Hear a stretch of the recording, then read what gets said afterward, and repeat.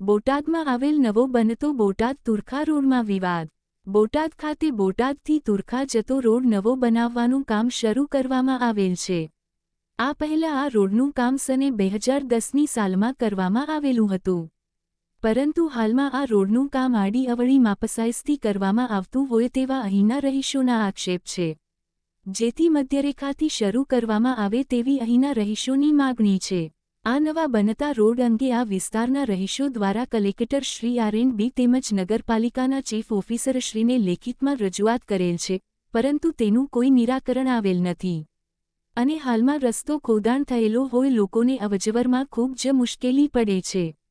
જ્યારે વિસ્તારના રહીશોનું કહેવું છે કે આ રોડ જેટલી સાઇઝનો બનાવવાનો હોય તેની મધ્યરેખાથી બનાવવો જોઈએ, પરંતુ તેમ નહીં કરીને એક સાઇડથી વધુ માપ આવે છે, એક સાઇડથી ઓછું માપ લેવામાં આવે છે, જેના કારણે રોડ આડોઅવળો બનતો હોય જેથી ભવિષ્યમાં મુશ્કેલી પડવાની શક્યતા રહે છે અને લોકોનું કહેવું છે કે ખોટી માપ સાઇઝના કારણે દબાણના પ્રશ્નો ભવિષ્યમાં ઊભા થાય તેમ છે, જેથી તાત્કાલિક આ રોડનું કામ માપ સાઇઝ મુજબ મધ્યરેખાથી નક્કી કરવામાં આવે તેવી અહીંના રહીશોની રજૂઆત છે।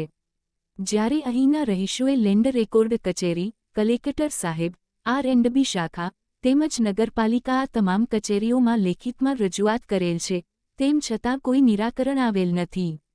જ્યારે આ બાબતે ચીફ ઓફિસર બોટાદની મુલાકાત લેતા તેઓ જણાવે છે કે આ વિસ્તાર સિટી સર્વેમાં આવતો હોય તો તેઓએ કામ કરવાનું થશે, તેમજ અહીંથી થતું હશે તો નિયમ મુજબ કરવામાં આવશે તેમ જણાવેલ છે। આમ દરેક કચેરીમાંથી ઉડાઉ જવાબો મળતા હોય લોકો હેરાન પરેશાન થાય છે અને દરેક કચેરીમાંથી ફક્ત પત્ર વ્યવહાર જ કરવામાં આવેલ છે। તો ખરેખર આ બોટાદથી તુરખા ઉપર બનતા નવા રોડની જવાબદારી કઈ શાખાના અધિકારીની નક્કી થશે તે જોવાનું રહે છે। બોટાદથી તુરખા રોડ જતા બનતો નવો રસ્તા માટે લોકોની માંગ છે કે તાત્કાલિક આ રોડનું કલેક્ટરશ્રી દ્વારા જે તે કચેરીના અધિકારીઓને સ્થળ પર હાજર રાખી નિરાકરણ લાવી અને મધ્યરેખાથી માપ સાઇઝ કરી બંને બાજુ રોડ બનાવવામાં આવે તેવી લોકોની માંગ છે। મારું નામ ડૉક્ટર દિનેશભાઈ છે અને તુરખા રોડે મેડિકલ પ્રેક્ટિસ કરું છું। અત્યારે જે તુરખા રોડ ખોદેલો છે એ અમારી માંગણી એવી છે કે સેન્ટર લાઈન નક્કી કરી અને બને તો વધારે સારું। હા, અમે અરજી કરેલી છે, બધી અરજીના અમને રિપ્લાય આવેલા છે અને એમાં એવું અમને કીધું છે કે ખાતરી કરશું, પણ હજી 1 વર્ષ થયું છે, હજી કોઈ ઉકેલ આવ્યો નથી। તો એ કાંઈ ખબર નથી પડતી કોની હદમાં આવે। જ્યારે R&B પાસે જઈએ તો નગરપાલિકા કહે છે, નગરપાલિકા પાસે જઈએ તો એવું કહે છે કે R&B પાસે આવે છે। શું માંગ છે? રોડ વ્યવસ્થિત થાય, સેન્ટર લાઇનમાં થાય એવી અમારી માંગણી છે। જગદીશભાઈ ચીકાભાઈ ડાભી, તુરખા રોડ, મરાઈનગરિયા। જગદીશભાઈ, રોડને લઈ અને કોઈ આપની રજૂઆત છે, શું વિગત છે?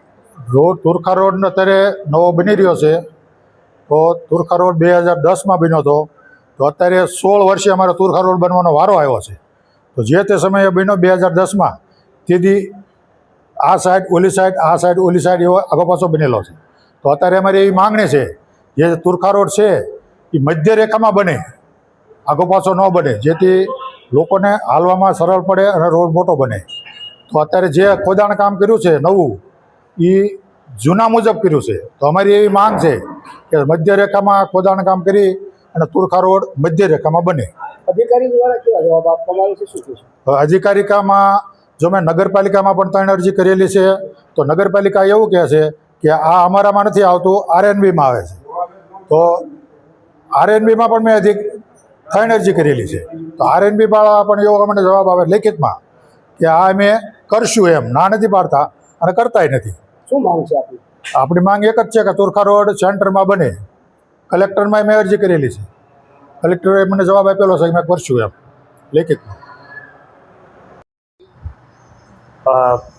હું હિતેશ કે પટેલ, ચીફ ઓફિસર બોટાદ નગરપાલિકા।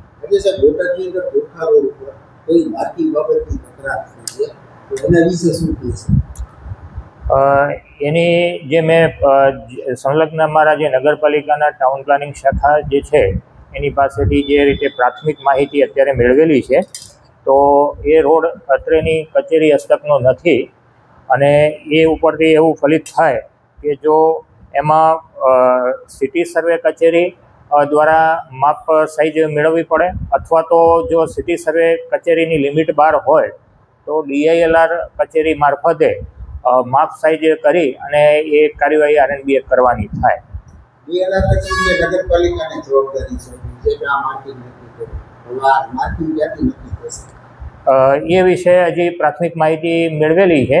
ડિટેલમાં એ પત્રની વિગતોનો સંદર્ભનો અભ્યાસ કરી અને એમાં જે નિયમ અનુસારની જે કંઈ કાર્યવાહી કરવાની થતી હશે તો અત્રે દ્વારા કરવામાં આવશે.